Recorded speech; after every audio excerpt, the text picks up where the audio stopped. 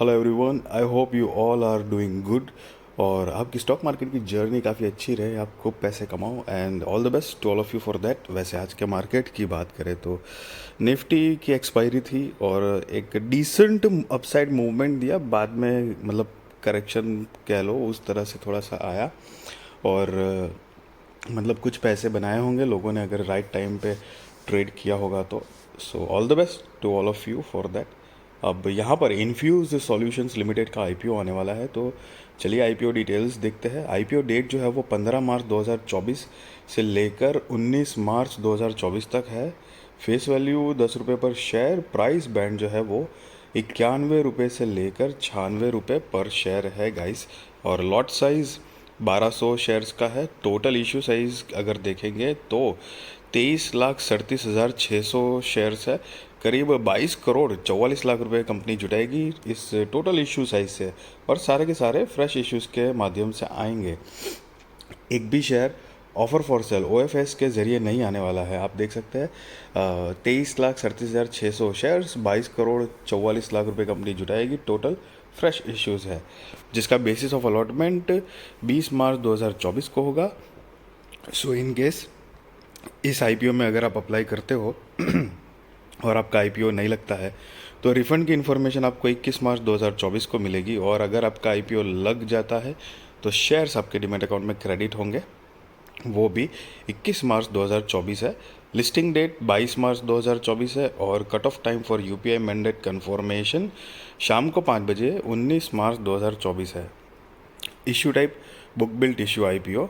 Listing NSE SME पे होने वाला है गाइस। सो मतलब ये एक स्मॉल एंड मीडियम एंटरप्राइजेस का आईपीओ है। मेन बोर्ड आईपीओ गाइस नहीं है, जिसकी शेयर होल्डिंग प्री इश्यू 65,10,000 है और शेयर होल्डिंग पोस्ट इश्यू 88,47,600 है।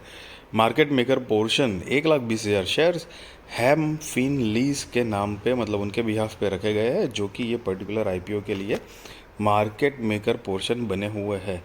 रिजर्वेशन में देखेंगे तो कि QIB shares offered not more than 50% of the net issue है। Retail shares offered not less than 35% of the net issue. NII HNI shares offered not less than 15% of the net issue है guys. So retail में minimum maximum एक ही lot के लिए apply करना है। 1200 shares आएंगे, 1,15,200 रुपये आपको देने हैं। HNI में मिनिमम 2 लॉट के लिए अप्लाई करना है, 2400 शेयर्स आएंगे, 2,30,400 रुपये आपको देने हैं।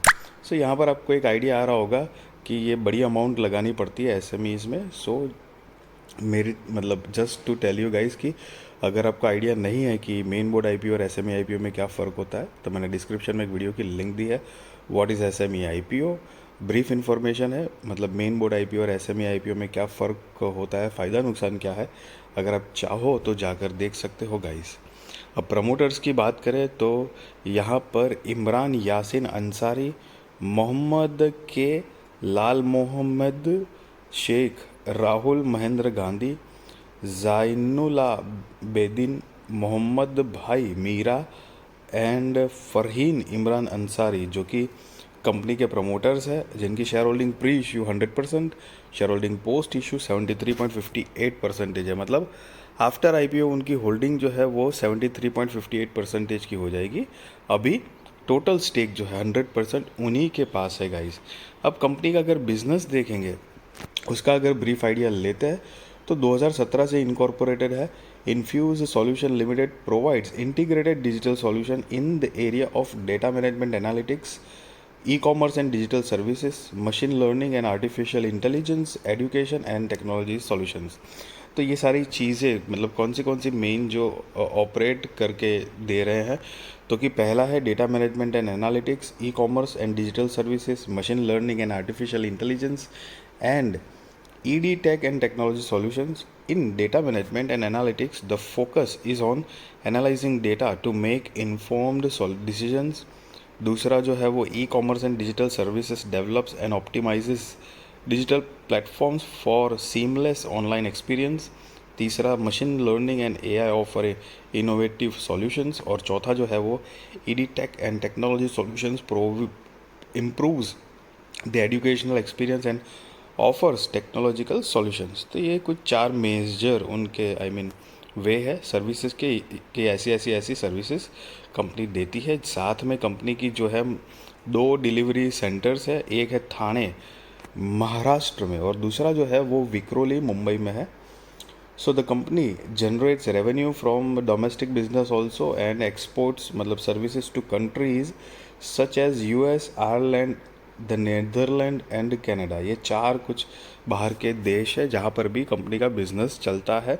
और 31 दिसंबर 2023 के अकॉर्डिंग कंपनी के पास टोटल 448 एम्प्लॉय की टीम है, अलग अलग डिपार्टमेंट और सब मिला के।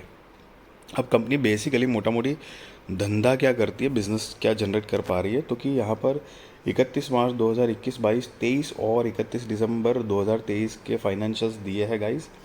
ये रिसेंट वाला जो है 31 दिसंबर 2023 के, वो फाइनेंशियल्स हम नहीं देखेंगे, ईयर ऑन ईयर बेसिस पे कंपेयर करेंगे। और ये सारे फिगर्स जो है वो इन लैक्स में है, मैं आपको करोड़ में कन्वर्ट करके बताने वाला हूँ गाइस। तो चलिए असेट देखते हैं। तो कि मार्च 2021 में 31 मार्च 2021 में टोटल असेट जो थी वो 4 करोड़ 60 लाख रुपए के आसपास थी, जो मार्च 2023 में बढ़कर 11 करोड़ 64 लाख रुपए के आसपास हुई है। रेवेन्यू 17 करोड़ 20 लाख से बढ़कर 26 करोड़ 10 लाख रुपए हुई है। Profit after tax 1 crore 55 lakh रुपए के आसपास था, जो बढ़कर 2 करोड़ 92 लाख रुपए के आसपास हुआ है। नेटवर्थ 1 करोड़ 55 लाख रुपए के आसपास था, जो बढ़कर 6 करोड़ 46 लाख रुपए के आसपास हुआ है। रिजर्व्स एंड सरप्लस यहाँ पर नहीं दिया गया है, तो रिसेंट वाला जो है दिसंबर का, जो कि 3 करोड़ 18 लाख रुपए के आसपास का है। और टोटल बोरोइंग्स जो है वो बोरोइंग्स लेटेस्ट ही देख लेते हैं, क्योंकि ईयर ऑन ईयर बेसिस पे अभी यहाँ पर भी एक गैप है, इसलिए तो कि अभी के हिसाब से मतलब दिसंबर 2023 के हिसाब से कंपनी के ऊपर 9 करोड़ 5 लाख रुपए के आसपास की बोरोइंग्स है गाइस। और यहाँ पर आप नीचे देख सकते हो अमाउंट इन लैक्स लिखा हुआ है। सो जो कि मैंने आपको करोड़ में कन्वर्ट करके बताया, बिकॉज ओनली द रीज़न कि नॉर्मली जब भी आप कोई स्टॉक में इन्वेस्टमेंट के लिए सोचते हो और आप मतलब अलग अलग वेबसाइट पे जब कंपनी के फाइनेंशियल्स देखते हो, तो नॉर्मली वो जो होता है वो इन करोड़ में होता है। तो एक यूज टू प्रैक्टिस होती है, तो उस हिसाब से थोड़ा इजी वे में मैंने आपको बताया है। कंपनी का मार्केट कैपिटलाइजेशन जो है वो 84 करोड़ 94 लाख रुपए के आसपास है। अब यहाँ पर ईपीएस अगर देखेंगे तो प्री आईपीओ 4.5, पोस्ट आईपीओ 4.03 है, पीएक्स 21.35, पोस्ट आईपीओ 23.8 है guys.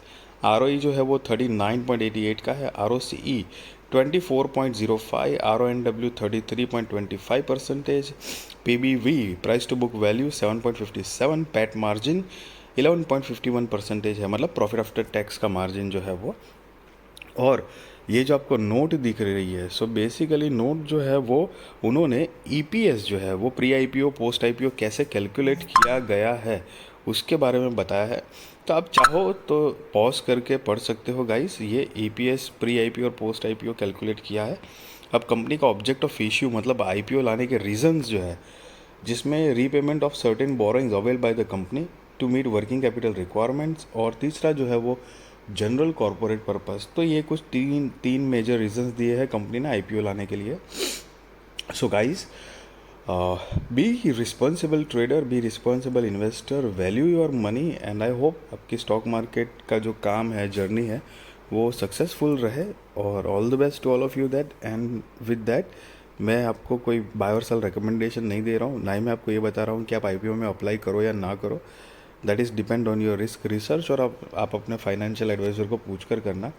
Yes, but you have to be very careful about this everything, मतलब आईपीओ है या स्टॉक इन्वेस्टमेंट है या आई मीन ट्रेडिंग अगर कर रहे हो, क्योंकि ये फाइनेंशियल मार्केट में अवेयर रहना बहुत ज़रूरी है, अलर्ट रहना बहुत ज़रूरी है।